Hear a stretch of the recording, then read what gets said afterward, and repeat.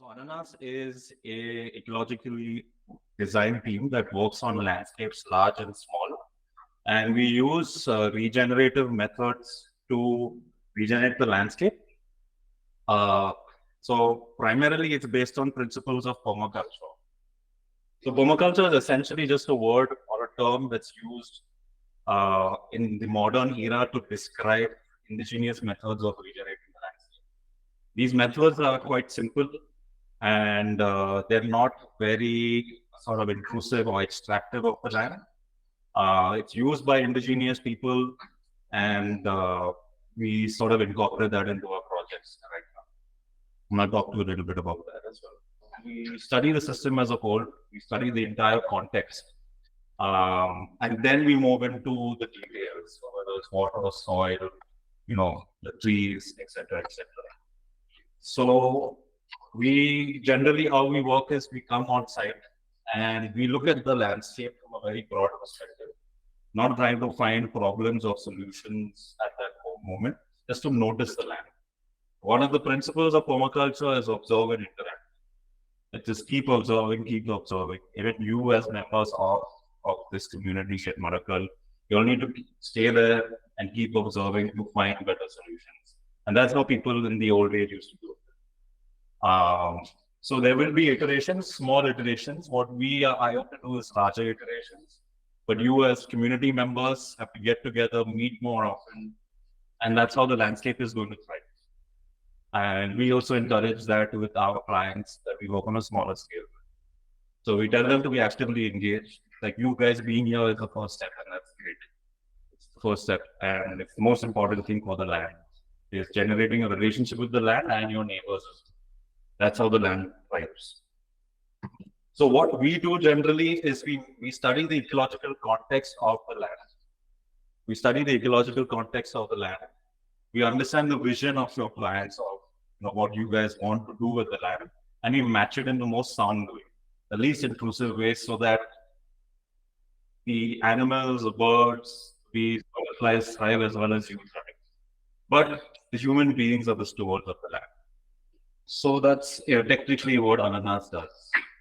How we work with a general project, say for example, say a 1 acre or 2 acre, is that we do say about 3 or 4 site visits in the design phase. And the design phase is actually just going, observing, taking notes. Some people on our team are good with water, some are good with plants. So we just notice what's happening on the site, whether there's any erosion points, what grasses are growing, what is the current vegetation on the land, try and understand that context, and then build from there. In addition to walking around the other ecosystems that have been untouched. Because what we're trying to replicate is an ecosystem that left by itself is regenerating itself. So, for example, Madakkal has beautiful forests around. So your learning spaces are just right there. Because you can see the reserve forest, you can see what happens and the reserve forest is going to benefit your land. So the idea is to learn what's growing there and try and implement it here. In a way that matches your vision as well. We don't want a complete forest, obviously, but we want something in between. So we want to use the principles of the forest to regenerate the landscape. Now, unfortunately, Madakkal is a beautiful landscape. When we walked the site, we realized that yes, there were terraces, but these terraces were quite established. So there were very few erosion points.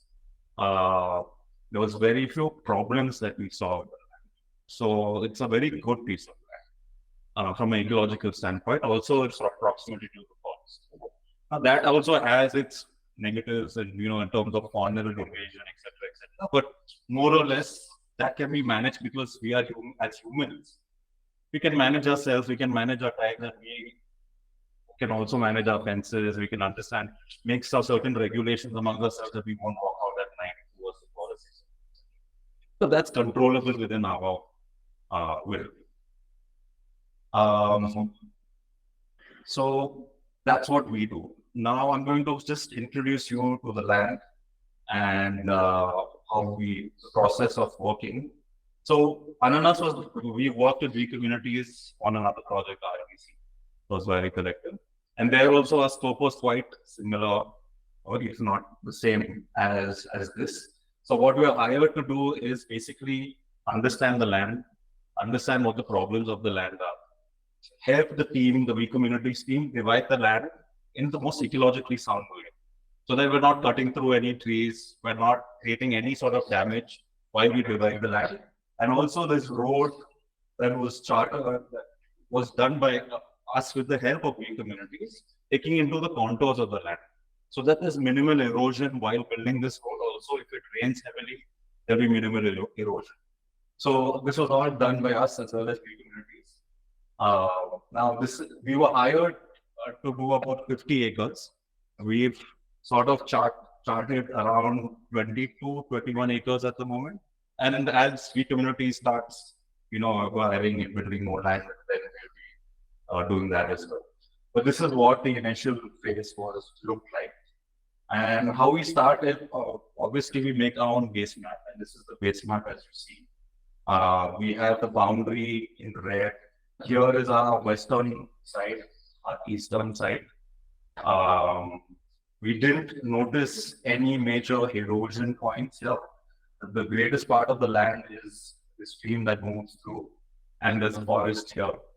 So yeah, this is basically our first job was to charter, to create these plots and to certain requirements that We Communities had, and to leave the areas that are important, like for example, the areas around the river bed. We try to protect them by planting certain trees. So this is our sacred area, and as we call it. So the first map that we work on is called sectors and flows. Now, you may ask, what is sectors and flows? Sectors are essentially negative or positive energies that affect our land from outside. So we try and study this, try and get a broad perspective of what is affecting our land. And this helps us in the design later. For example, let's remove this. Say put yourself in this office in such a, okay, what are the negative sectors? Obviously, I would say it's the road because of the sound. There's a lot of nitrous oxide that's coming, a lot of CO2. So you try to predict, okay, so this sector is affecting me. So what can I do to mitigate or to eliminate this sector? So that's why we do this particular planning. So for example, we have the fire sector. Okay. Currently, because it is sloped like this, it's sort of a valley, the only fire problem that we saw is actually because fire tends to move from a lower to a higher altitude and not the opposite. So it's only coming in from here, because if you go to the north and you go down, that's where the reserve forest starts. So we need to be aware of certain areas, and I'll explain to you when we come to the planting how we've taken care of that, so that the fire doesn't infiltrate a particular crop. Faunal influence, okay. Now that you may have heard is a big issue in South India, generally with elephants and wild boars, etc. Wild boars are generally manageable. Elephants it's something that is a matter of study. People are still sort of reinventing, but the elephants are quite smart.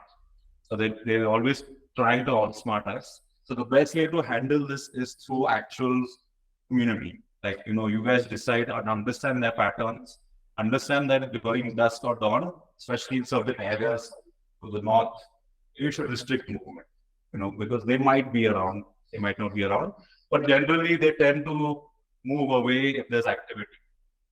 Right now, there's no activity, that's why they may come in, and there have been incidents of it coming in. But as people move in, as there's more activity, that may reduce.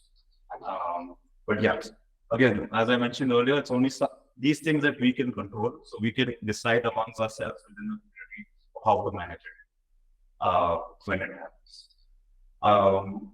We've noticed certain sound from the road to the west, but it's not that much.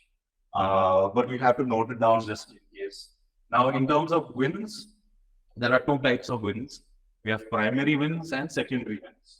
The primary winds you may have heard in your schooling or college, or just generally is the southwest winds. As well as the southwest winds are generally about 4 to 5 months of the year. And the northeast winds are for the rest of the year. Those are the primary winds, which happen generally at a higher altitude, but have an influence sometimes at a lower altitude as well. Then those primary winds, when they come into ridges and valleys and mountains, they become secondary winds. And those secondary winds, they might get, say, for example, there are certain winds known as anabatic and katabatic winds. So, say from a higher altitude, in the night, you may, someone staying here may get some cold breeze coming in, okay, in the night, because generally colder air is denser and it's heavier and it moves down. Likewise, in the afternoons, you might find a certain breeze moving up because the air that gets heated gets lighter and moves up. So these are certain things that in the afternoon you might find a slight breeze. Of course, this is subject to variation and breeze, influence, etc. So these are the general winds that we notice. Then anything else significant? Good view, I would say that good view is something that's very subjective in this case. What might be a good, I found honestly all the views in Madakkal to be very good in its own way. For example, like this corner had the view of the forest, and you can actually see the community's other projects from it. It's quite nice. So every view has its own beauty in it, and that's why we put the view everywhere, because that's how we share it. Because everything is very good visually. So these are basically sectors and flows. Then we also study the sun path. Generally, the summer sun is more north and the winter sun is more south. So you find that it's more overhead during the summer months and it's more tilted during the winter months. So we track the sun path. So we know exactly what is happening. But yeah, so this is basically sectors. This is what we mean by sectors. To understand broadly what is negatively and positively affecting us. Yeah. So, Joshua, you want to take over? Sure. So, I mean, if you expect to the different kinds of soil on site, we have usually seen two kinds of soil being sandy loam and loamy sand. So sandy loam and loamy sand. So sandy loam is a soil composition which has slightly higher percentage of clay in it, and loamy sand is much more coarser with a lot more silt and sand components in it. So, I mean, Orland, we have done like multiple soil samples which are mounted, right? And I mean, majorly it's noted that like along the stream is where you find most of the loamy sand on site. That basically means like when during periodic rains, I mean, the stream fills up and like a lot of the clay gets away from the clay. And the higher up portions have better clay content. Yeah, that's majorly. You want to show them the results? Yeah, so that is an example. So these are the samples where we see for loamy sand we have like lesser clay and like more sand and silt. And for sandy loam we have like more clay and the composition of silt and sandishness. So this one is from Ira. This is from plot 1, which is on top. Yeah. This is one of the samples from the street. This is a simple jar test. Okay, it just determines the texture of the soil, not the biological content. That is a separate lab test that we done. But more or less, sandy loam texture-wise is known as the best soil for growing, best soil for most things to be done by human habitat. Okay, so before I get into the topography and how water flows to the site, I just get the most important thing out of the way. And believe me, it is very important because as community members, you guys will have to keep reminding yourselves about this in the years to come. And so basically, because we tend to forget the fundamentals, we tend to forget things that we have inherited, things that have come to us without us having made the effort to, achieve that. And basically, I'm talking about something that the land is already gifted. And I'm going to be talking about water. So there's the hint. Any guesses as to what might I be referring to? Stream. Yeah, the stream. So basically, I'm talking about the stream, and every time we sort of go to Madakkal, we find it absolutely magical to see this trickle of a stream like flowing through the site. Because we are in the middle of a very harsh summer. We are going through a super El Nino year, and water sources all around are drying up. Bangalore is facing a crisis. And in the middle of all that, when we arrive at Madakkal and we see the stream flowing, it kind of surprises us because, most of our projects are in this region and we drive quite a bit around this road. And we see like a lot of massive lakes, water bodies. And through the summer, we've seen that they're constantly being breathing. And like with that context, when we arrive here and we see this trickle of a stream like flowing, it like makes us really happy. So just wanted to mention that. And basically what I'm trying to say is that we really need to protect the stream no matter what. And any decisions that we make as community members, we have to have this in the back of our head as to what consequences might our actions have on the stream and on the stream. You guys are very lucky to have this stream. There are also some very old trees on the site. And if we were to start a project from scratch, it would take like many, many years to get to this stage. So, you have to keep this baseline in mind and you have to move forward from this rather than, exploit it and go backwards. So, okay. So now that I have this out of the way, we can get into the map. First we will just go over the topography. Now, this is the elevation study. Looking at the broad patterns. So the colors here, the lighter colors represent higher elevation. The darker colors represent lower elevation. We have this stream going through the center of the site, and obviously the land is sloping towards the stream, right? So in cross section, it looks like a V, right? If you look at it on the eastern side, if you've been on a site and you've looked at the eastern side beyond the eastern boundary, the land continues to slope up. There's a hill and it continues to slope up to the ridge. So we have a lot of runoff that can come in from the eastern side. Runoff means? Runoff water. Water. On the western side, it's a bit different.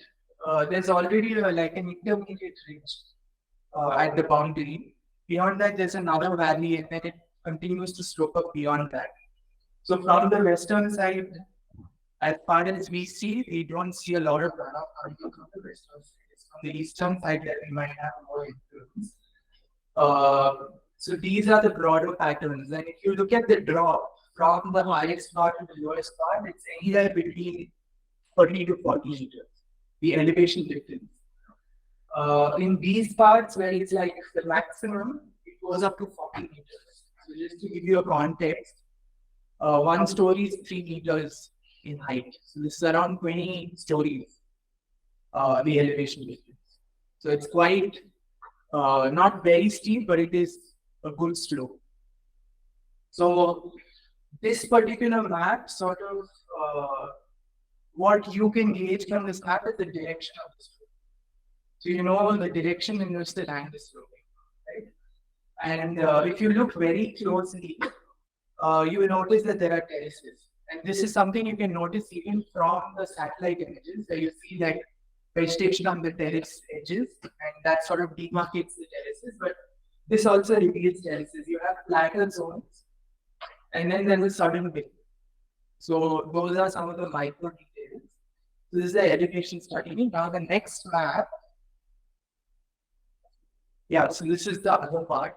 And this is higher. So the stream itself flows from the south to the north, right, towards the forest. And yeah, so this is the slope analysis. So the previous map told you the direction of the slope. This quantifies the slope. So even here it's color coded. The lighter colors sort of represent gently sloping land. It's no flat, then steep. As the colors get darker, it means that it's steeper, right? So we are looking at a range of like up to 2% going all the way up to 90 degrees, which is like a straight sort of drop. And when the land is terraced, you notice this funny looking pattern where you have like lighter streaks followed by darker streaks, and that pattern sort of repeats. So those represent the terraces. The edges are obviously very steep. Yeah, 45 degrees to 100. Sorry, 45% to 100%. That's quite steep. But luckily, here we do have vegetation on the terrace edges. You see many trees growing on the terrace edges. So that's kind of holding on to the soil, and we need to also preserve that. Any kind of ground cover in these sort of steeper regions have to be preserved. Be it grasses, shrubs, or trees, whatever it is, we just let it be, right? So largely the land is terraced, wherever you see this pattern, but there are some parts, large parts of the land that are also unterraced, where you see like an even slope, these portions, where you don't see that pattern, right? So these are between 20% to 45%. And these are also very nicely sloped. They're not flat, they are kind of steep. So these are the patterns that you notice. And this map sort of informs a lot of our decision making on the design. So just to give you an example, it helps us decide where we put our houses. We obviously will put our houses on the flatter portions. It helps us design the course of the pathways. The pathways, the vehicular axis that you see on the side right now, it's basically based on the slope analysis, right? We don't want the roads to be steeper than they should be. So this sort of helps us inform that. It also tells us what kind of earthworks to do where. So we'll be getting into earthworks later, but you will not do something that's appropriate for flatter areas in a steeper zone, because that kind of becomes very dangerous and almost becomes a hazard for the dam. Right? So and also this also cost factor. If you don't appropriate the right kind of work for the right kind of slope, the cost factor increases. Whether it's be it building, be it earthworks, I mean actually working with the earth to collect the water, infiltrate the water, depending on the function. The cost factor is also a major thing. Sometimes people tend to overlook that, and so yeah. So the house learning that we've done is mostly based on the slope analysis and seeing where the vegetation is, so we don't disturb it. So yeah, there is a slope analysis. We can go on. So this is the water flows map. I don't know if you guys can really see the add-ons. Yeah, like you see these water flows that we marked out, right? This map, it's a product of desk work, initial desk work. Like we look at the patterns of the contours, and there's lots of technicalities involved and a little bit of intuition as well. So we on desk, we sort of mark the water flows. Then as a next step, we go on ground and we confirm these water flows. So wherever we mark the water flows, we go to each of them and see whether they exist. Obviously, it might not be raining then, so we don't really see the water flowing, but water leaves its mark. So we kind of confirm these flows, and this is a product of all of that extensive on-ground observations. And based on these on-ground observations, we are able to say that, there are some sort of streams from the side joining this central stream, right? And we mark those. It forms like this fishbone or herringbone pattern. Like it joins the central stream. On the western side, we have this one going along this rock and joining the stream. That's one. So you'll see a lot of concentration of flows in this area. And then on the eastern side, we have quite a few. So there's one right here, like just on the southern edge, going down to the stream. There's a couple of more. There's one here. There's one here. So we have 3 on this side that are joining the stream. Obviously, even here we have like sort of dispersed flows and sheet flows. but there are these major flows that are joining the stream. Now, along these flows, we see that some soil erosion is there. It's not something that is very alarming, but our earthworks design sort of aims to sort of arrest that erosion at this stage, so it does not become like a larger issue, and then we have to solve it later. So with the earthworks design, and Joshua talks about it, we are trying to also, so now these flows that you see, they are the current flows on the site, the surface flows, how water flows through the land, right? The current flows, not the design flows. And one objective is also to convert these surface flows into subsurface flows. So we want to like sort of create these infiltration earthworks that would send these surface flows under the ground.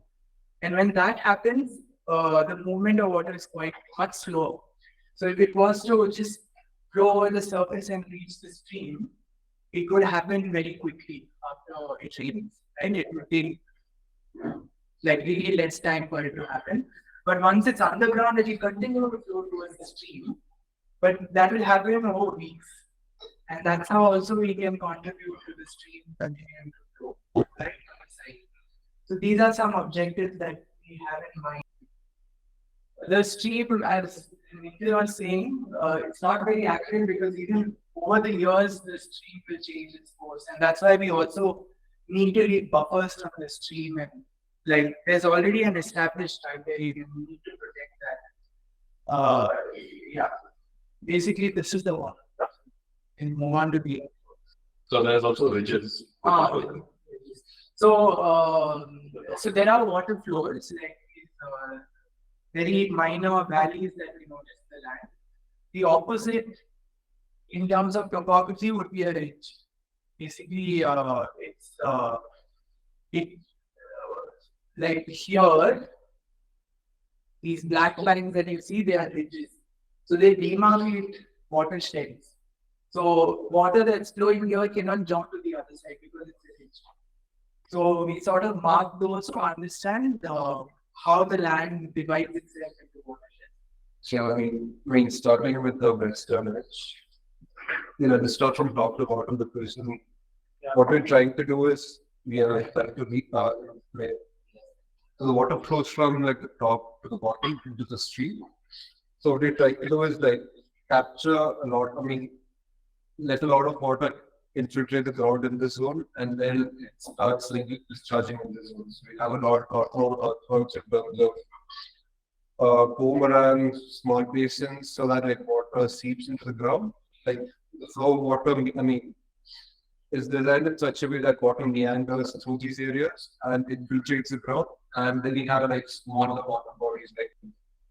So they're all different kinds of earthworks. I would say in layman language, like different kinds of trenches. You would think we should.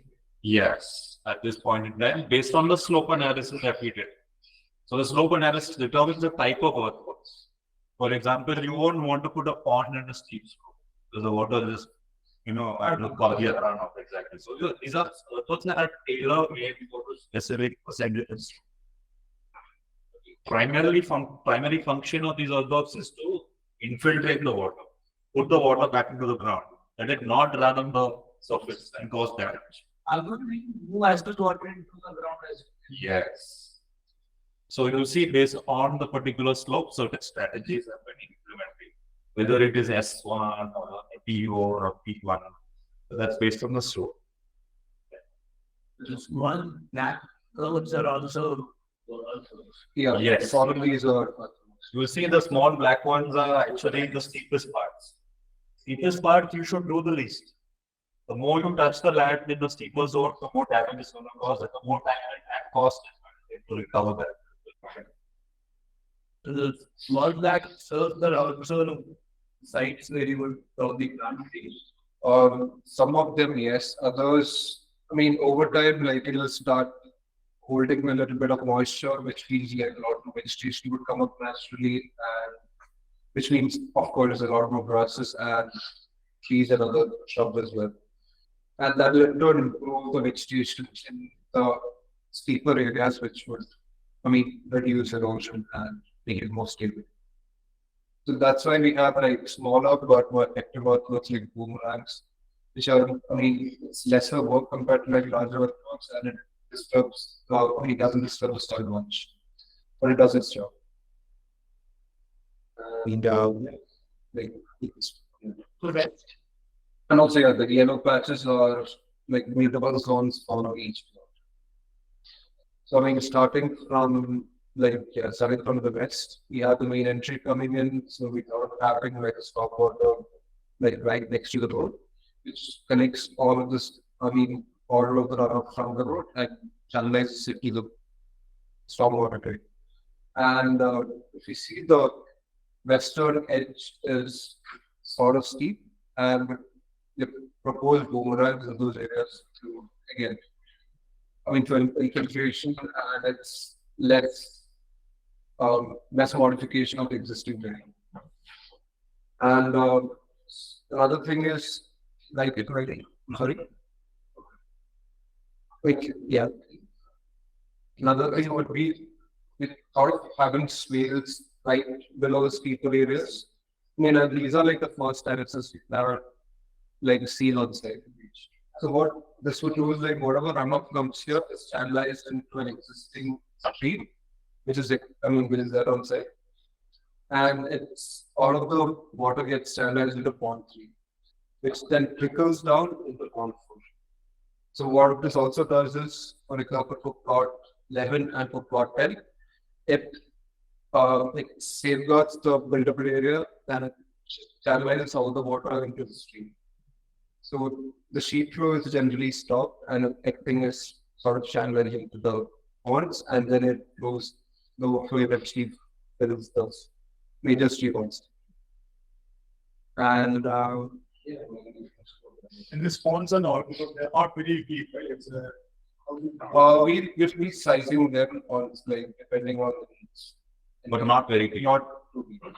then they'll be soil also. So generally we have what we know, some part of the pond is known as the sedimentation zone. So before you build any earthworks, you have, especially ponds, you have a particular zone just before the pond where the water comes in. And that is the zone which collects the sediment. So over time, that zone has to be maintained. So that sediment goes into the main pond.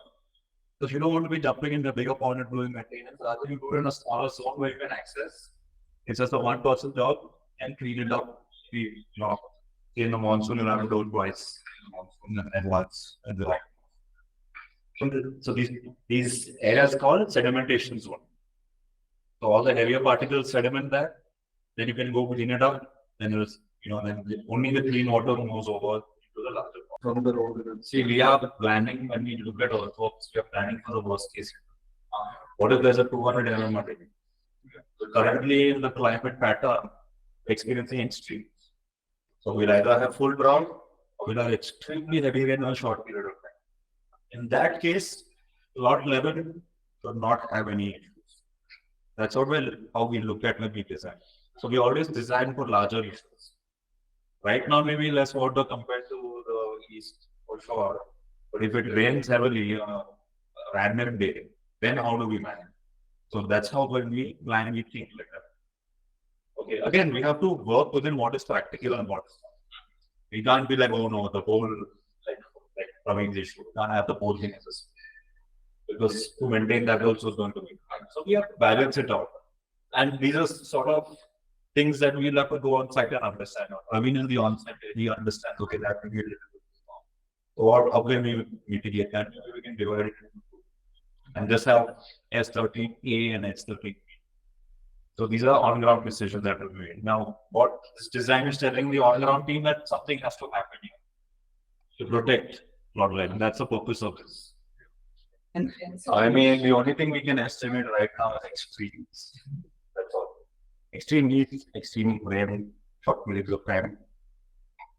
Sometimes it will be great weather, sometimes it will be but the transition periods will be much quicker. So it's extreme drought 5 years down the line. What will happen here? The water, the bore wells have dried up, let's say. Is that what will happen or what? So if all these methods are employed correctly and maintained, the idea is to mitigate it, to minimize it. It's not going to be sort of eliminated the problem. Problem is still going to exist. Ultimately, we are subject to climate. But the whole idea is to sort of reduce that effect on our land. Okay. And like I'm saying, maybe because the trees will take care of themselves mostly. Yeah. But I believe now so we are currently in El Nino. Yeah. We're going to switch because we're going to have such a harsh El Nino, which is more heat in the atmosphere. That transition to La Nina is going to happen much quicker. So we'll have the next 2-3 years of La Nina, which means more water, more rain, less extremes. So see, What's the sense of water situation that you get from this parts of the Bengaluru world? Sense is good. In a sense, the only reason again I've mentioned to outside is because of the forest around. That's your saving grace. If you were in the middle of Sajjapur and you had a gated community here, yeah, pretty much, doing. since you brought up breathtaking, just wanted to show you this graph. So we've basically plotted the deviation from the rainfall. So we give the SARS data. We don't know how the future is, but this is from the 1900s. And you can notice that up to 1980, there's some stability in the variation. It's not a lot. But after that, you can see how the graph really going crazy. Right? If there are excesses, it's going up to 100% excess, like reaching almost 100% excess. And then it's going down. How much is it? Yeah. How much is that average? Is it around 800? The average is around 822 mm. So it's the 0% is 822 variation. So this is average. Again, on a local level, it might be less. Annual rain. Yeah. It's a very defined season. So it's quite, I would say, if you look at the distribution of rainfall, we get a lot. Actually, the northeast monsoon, the retreating monsoon is also equally significant for us because we are on this side of the western part. So, yeah. So it's a bit like Bengaluru. Yeah. Yes. Retreating monsoons, that's average. Yeah, so as you can see, between June and September, which is a southwest monsoon, we receive almost 44%. And the northeast monsoon, we receive 35%. Between October and December. So June to September is 4 months, but we are receiving 44%. Northeast monsoon, which is like a shorter period, in 3 months we are receiving 35%. So it's equally significant, right? And October receives the most rain. So now there's a delicate balance that you have to maintain. Do we want to infiltrate or do we want to retain? Or do we want to do both? So to do both is not easy. You have to, I think there's a certain point where if the water body or pond is old enough, the cleaning process is formed. The clean is a biological layer that allows certain water to go in, but retains certain water. Now, to get that clean is a process of nature. Okay, there's no material that allows a certain percentage of water to go in. Maybe sometimes you can do a soil. You can do just a clay boundary that over time starts degrading and allows water. So initially, but then you have to keep maintaining that. No, I was not trying to say that we should try to keep it. I was trying to say that we should build mechanisms, trees, grasses, and other stuff, so that the water becomes sufficient enough to come at the surface and Or you mean like just get the table up? exactly. So that you don't. Absolutely. In fact, the way generally how water moves on a slope is actually very close to the surface. Like If you look at it like this, water table is quite high up on the slope. So idea is what you're saying is absolutely correct. And enough is so you have the water here. So then the ponds are just collecting water and then not going and sinking it. That's definitely a goal, 100%. Very scrutiny by just one lot of trees. No, that's the dream. I say that's the dream we should achieve. 100%. Just say there was I already mean most of these ponds are clay structures the way, but they will anyway degrade over time. So that others are all No, we need we need to focus on infiltration. I would say. right. I understand. Initially, you need to put water into the soil so that the trees take less water when you need to water. You need to store more water into the soil so that your input of water is less. So if I create, say, example, a regular plotting development where I just want to focus on beauty, all these ponds, everything I'm going to line with concrete, clay, or whatever. I'm not going to get any water into the ground. Therefore, if I want to plant so many trees or more trees or make it completely green, I'm going to use more water onto those trees. So the idea is that over time when the rain comes, these areas infiltrate the ground itself, and the groundwater, whether it's stored in soil, whether it's stored between rocks, between soil and rocks, etc., just add or aid in reducing your water usage on the ground itself. That's why we focus on infiltration first. If it is lenient on the other hand, a lot of it will be lost to evaporation. Evaporation losses are very high. So it's better to send it underground and let it be stored there for an hour. Because once you have water on the ground, you are safe. It will probably lose very minute decimal percentage to evaporation. Versus leaving it overground and losing close to how much can you lose? And how does that work? Yeah, it's 20 ml. Yeah. So it's a lot that's lost if it's just left open. 20 ml a day. Yeah, that's the, you can check the evaporation concentration. It's around that much per day. That's the drop. Wow. In percentage, I think we say around 20 or 11%, Yeah. something 11 to This is 20%. more than annual rainfall. Yeah. So you're losing more than you're getting. Because we are in a dry region. The water channel, the stream data mapping, and that's the beauty of it, and that's the blessing of this place. We don't have another collectors. Yeah. So more trees and regular trees. It's gold. That whole central area is gold. Exactly. It's a gold mine.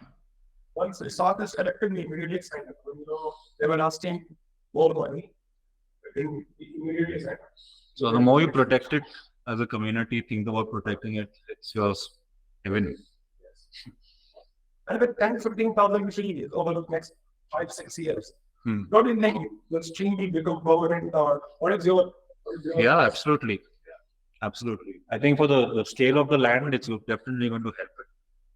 To what percentage, I don't know, but it's 100% going to help it.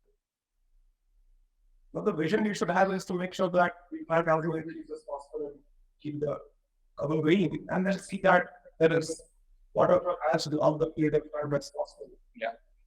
That should be. And hopefully in the long term, people around also see this community as a example. That's what I was telling one of the community members also, is that how we influence our neighbors is also important, no matter the size of land. So they see people living abundantly on this land, people need to get influenced by it. Then it's just compounding net positive effect. So that's should be a secondary goal. There's this fun thing we do on every project where we just go on Google Earth. It has historical satellite imagery. So as far back as we can go, we try to see what the change is. See the green patch. So it's like, so we are here, this patch, you'll see the red. No, it's not very visible, but where my cursor is, where Madakkal is, it's surrounded by forests on all sides. What is this slide like so big down? So, but then, fabric, living room. So it's a reserve forest, Uru Parani. But these forests that you see, they connect all the way to the Western Ghats. You see the stretch? Yeah, yeah, it goes all the way to Banagata. Here, this is Banagata. And yeah. Yes. What's where you live? The dark acres here.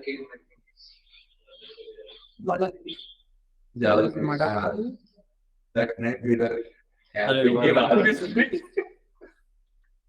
There was a tiger. Yeah, this is historical. So 2001 is as far as we can go. And I feel like the forests are a bit more. We can maybe grow them.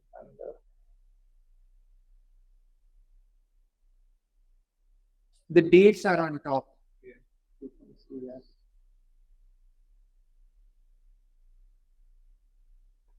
Things are not changing. Yeah, let's say I don't know what up. Now it might change. Yeah,